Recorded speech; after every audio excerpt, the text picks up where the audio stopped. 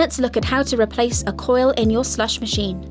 This guide works for both our regular and compact machines.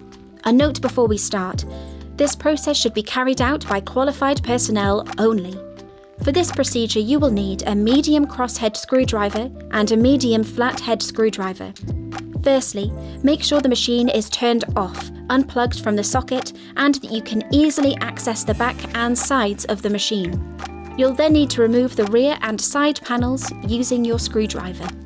If you have a regular machine, when lifting off the rear panel, notice the two green and yellow earth wires connected to the cover itself.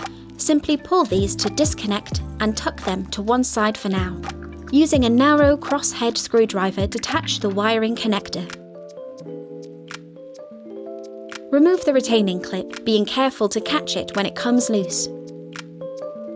Carefully lift off the old coil. If needed, it can be levered from below and gently coaxed off as shown. Retain the spacer washer. Fit the new coil, spacer washer, retaining clip and wiring connector, screwing all elements back into place.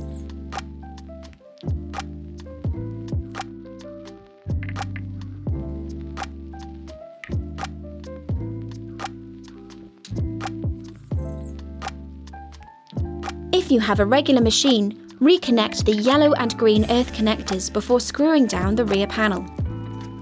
Lastly, refit the side panels and test that the machine is working as it should.